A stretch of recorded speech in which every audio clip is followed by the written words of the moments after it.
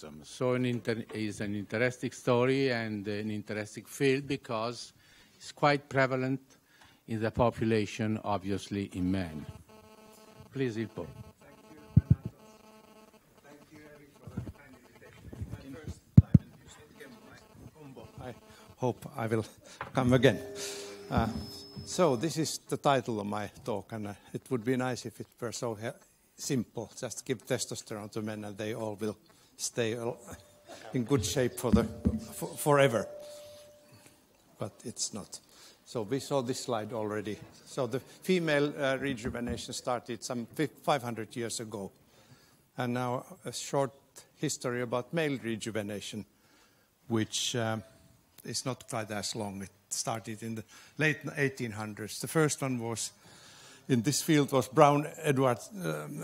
Charles Edward Brown-Seguard, who injected himself with animal testis extracts and reported tremendous rejuvenation. Obviously, he was wrong, but he was the first one who suggested that testis has something to do with male aging. The next one in this infamous list of pioneers is the Austrian urologist Eugen Steiner, who carried out unilateral vasectomy and claimed that it improved some incretory hormone production. Well, he was wrong, but he became very famous. He was even a candidate for a Nobel Prize. And he had famous patients like W.B. Yeats, another Nobel laureate, and Sigmund Freud. History doesn't tell whether they have benefited anything from this. And the third one was the Russian physician Serge Voronov, who worked in Paris, and he carried out xenotransplantations of monkey testis species to the male scrotum. He became rich and famous as well, but lost his fame later on. History tells that one of his famous patients was Kemal Atatürk. And then testosterone was synthesized in the middle 1930s, and thereafter testosterone treatments for male rejuvenation have started with variable success and interest. And from the mid-90s, we have kind of rejuvenation of the field of male menopause. And at the moment, it's a very heavily advertised field, especially in the United States. You see this kind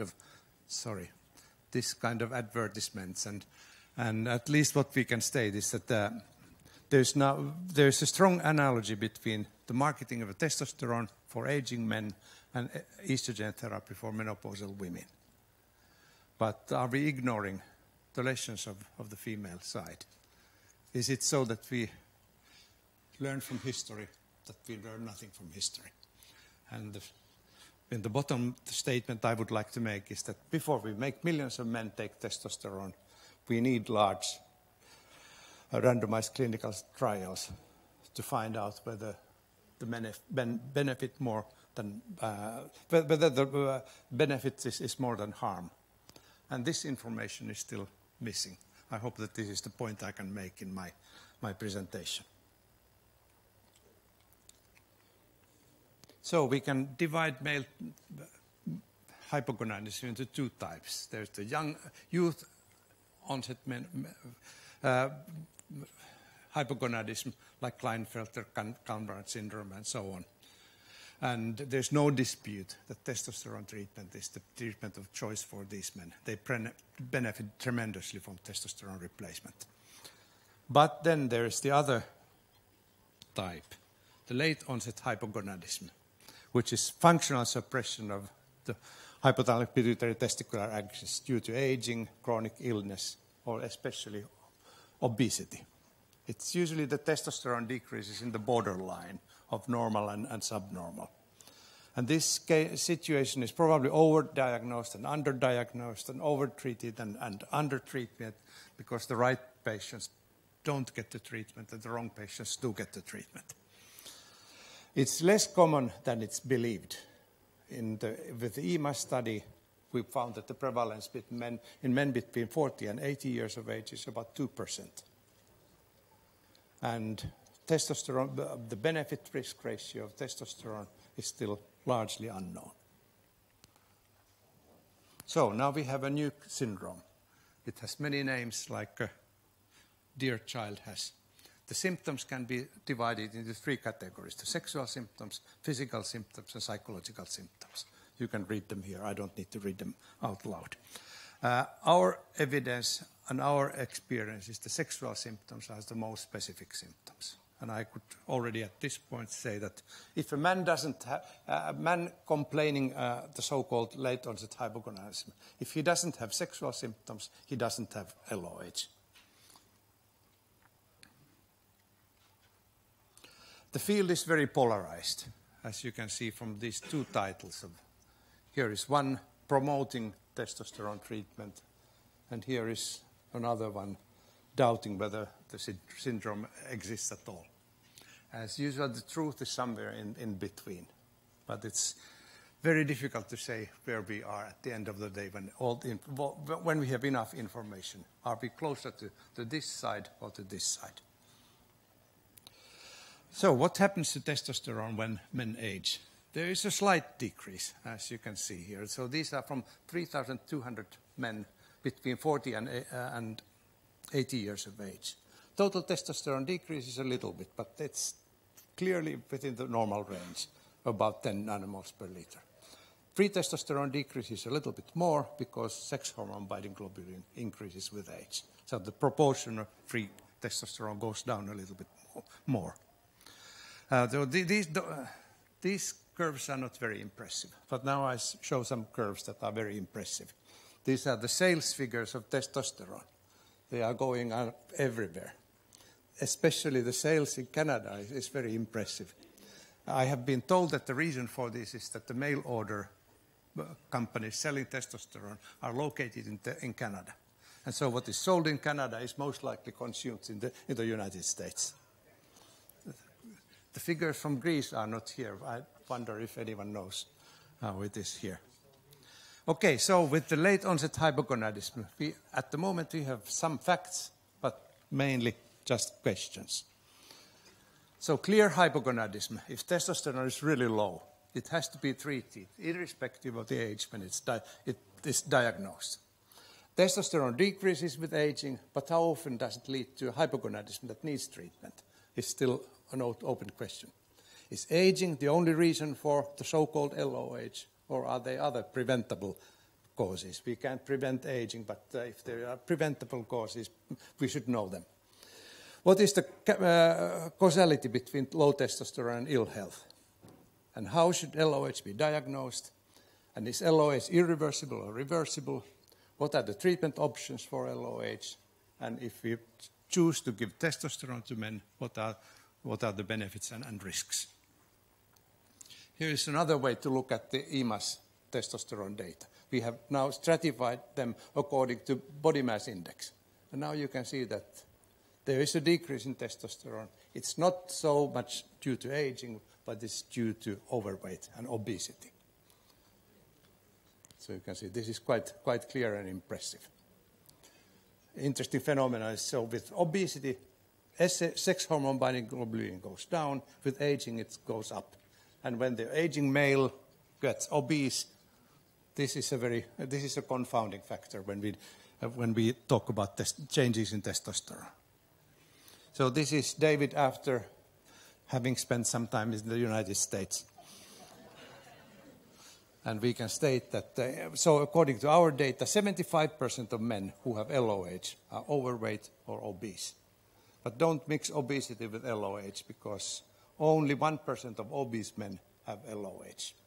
So they are not identical. What we have found was that aging mainly causes primary hypogonadism. So due to aging, when testosterone goes down, the gonadotrophins go up. But if the low testosterone is due to obesity, then there is a hypothalamic pituitary component. It's secondary hypogonadism where testosterone is low and gonadotrophins are either inappropriately normal or low. Many comorbidities affect testosterone levels. obesity being the most important of them. Some others are here. So they are common aging-related chronic diseases that are related to low testosterone. And then we have this hen and egg conundrum. Is it so that low testosterone causes symptoms and diseases? Or is it so that symptoms and diseases lead to low testosterone? My hunch is that this part is more important, but this definitely also exists. And those who are promoting testosterone replacement for treatment of, for instance, type 2 diabetes, think that this is the direction. I'm not in favor of that. So we have diagnostic problems with LOH because many men with high LOH symptom score has totally normal testosterone, and vice versa. Men with low testosterone may be totally asymptomatic. So the question is, what are the objective criteria for the diagnosis? Obviously, testosterone has to be low, and there have to be symptoms. But what are the cutoff points of testosterone, and what are the specific symptoms? With the male EMA study, European Male Aging Study, we tried to find answers to these questions. So we asked the question, how do the main classes of LOH symptoms, which are sexual, physical, and psychological, how do they correlate with serum testosterone? And what are the minimum criteria to diagnose a genuine LOH? And without going into further details, we excluded most of the physical symptoms and all of the psychological symptoms as being directly related to low testosterone levels. But we found that sexual symptoms, especially decreased morning erections, decreased erectile dysfunction, and decreased libido, they correlate specifically to low testosterone levels. So we could say that sexual health is a window into a man's health, aging man's health. And as I said already, if a man doesn't have sexual symptoms, he doesn't have LOH.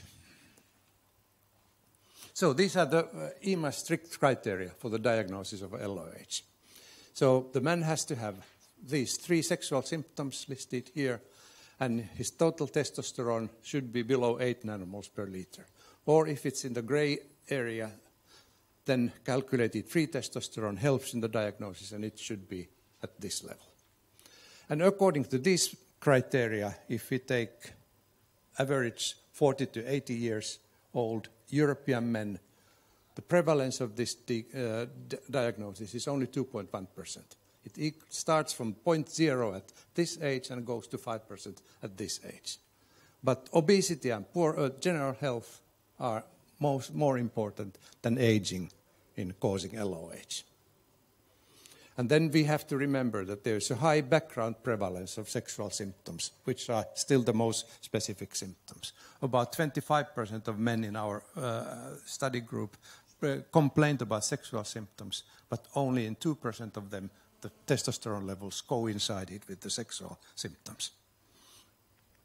So this has to be kept in mind, that it's not just testosterone, it's the symptoms that are very important. Here is a kind of summary of our findings. This is the prevalence of LOH with age. Overall, it was this much, and it increases when man becomes older. This is the effect of comorbidities, none, 1, or 2, same effect. And here is the effect of body mass index. Again, the fat men have the highest prevalence. And 73% of the men altogether were overweight or obese. So this is the problem we have. Low testosterone is quite common. In our group, about 20% of the men had low testosterone. Sexual symptoms are quite common. In our material, about 1/4 had high score of sexual symptoms. But both of these occur together only in 2.5%. So this is the general population. But if a patient with sexual symptoms comes to your office and complains about this, our Italian colleagues have found out that about 15% of these men, genuine LOH can be diagnosed. So it's a little bit more common in the patients than obviously, than the population at large. So how should testosterone be measured? There are a couple of rules of thumb about it. When to take the sample, how many samples should be taken, and what assay to use. So here are some data about that. So testosterone should be measured only in patients who have these specific sexual symptoms, or specific LOH symptoms altogether. Testosterone measurement is not a screening test. And you have to have at least 2 morning blood samples taken before midday. Mass spectrometry is the method that's advocated now for measurement, but we have found out that good immunoassays can be used for men, for measuring of male testosterone quite well. And so if testosterone is over this limit, which is the lower limit of normal, in one or both samples, LOH diagnosis is unlikely. So it has to be in 2 samples below the normal level. And if it's in the gray zone, just below normal, then free testosterone measurement is helpful. And then if it's clearly low, then LOH is possible. But the man still has to have the symptoms. Free testosterone may be helpful in this gray zone, as I mentioned. Gonadotrophins can be measured if you want to distinguish between primary and secondary hypogonadism. In the primary diagnosis, it's not so important. This is a study where we compared the applicability of total testosterone and free testosterone in the diagnosis. So we can subdivide these men into those who have normal total testosterone and low total testosterone. Those who have normal free testosterone and low free testosterone. So those who have normal total testosterone and free testosterone are obviously healthy. Those who have low total free testosterone and normal total testosterone have symptoms of hypogonadism. Those who have low total testosterone and low free testosterone also have symptoms of androgen deficiency. But if the men have low total testosterone and normal free testosterone, they are asymptomatic. So free testosterone improves the diagnosis, especially if you are in the borderline zone. And just measuring total testosterone, you make false positive findings in about 1/3 of the cases. So this is good to keep in mind. Then, so the men have sexual symptoms and their testosterone is a little bit low. Is that a life-threatening condition or is it something cosmetic? So does it matter if the man has LOH? It does. So here we studied, so these are again from the EMAS study. After a 4.5 years follow-up period, we calculated the number of survivors and men who had died. This is the overall mortality. And if the man doesn't have LOH, the mortality was 1.5%. But if the man had LOH, it was this much.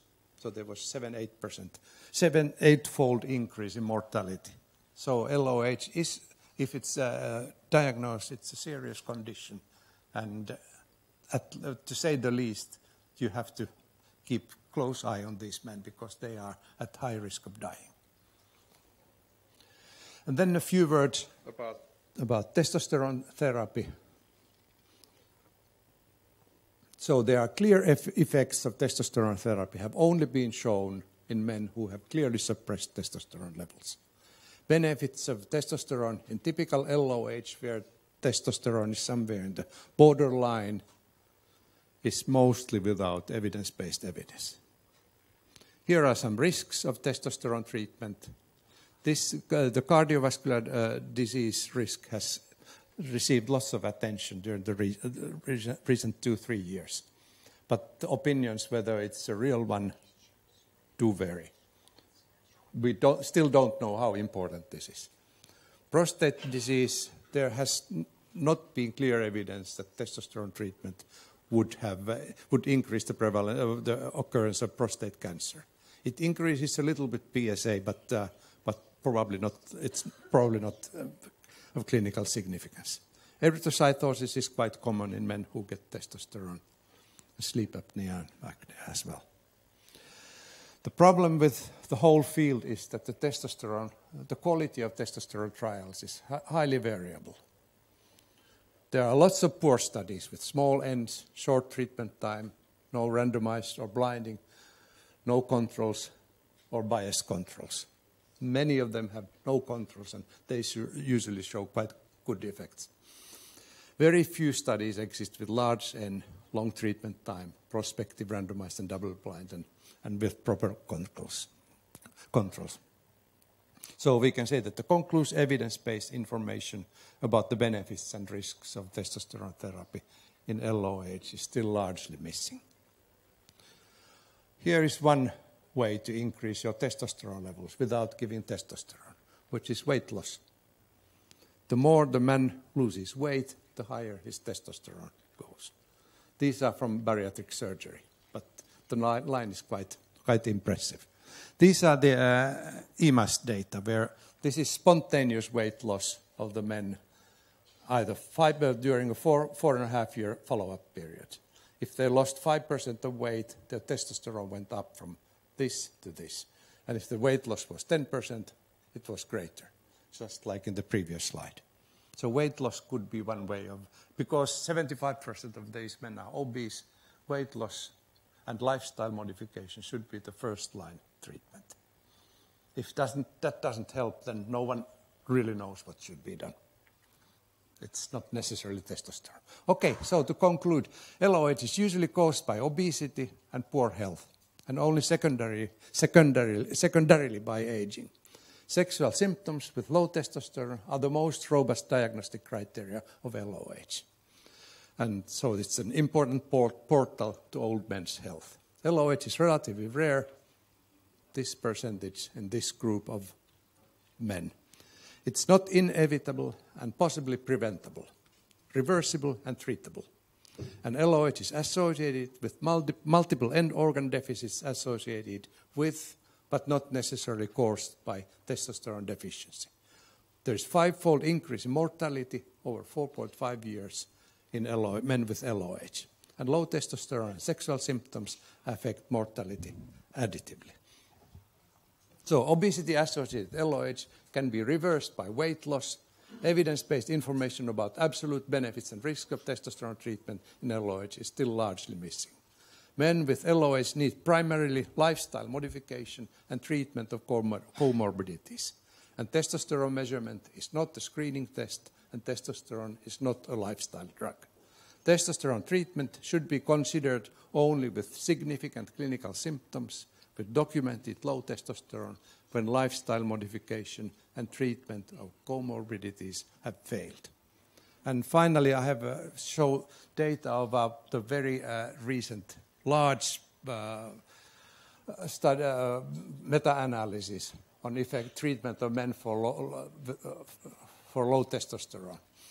And they have some quite audacious conclusions, I would say. I read them out. So the prescription of testosterone supplementation for low T for cardiovascular health, sexual function, physical function, mood, or cognitive function is without support from randomized clinical trials. And given the known risks of testosterone therapy and the lack of evidence for clinical benefits in normal men, we do not think that further trials of testosterone are necessary. I'm not an advocate of testosterone, but these guys go even beyond my thoughts. So I stop there. Thank you.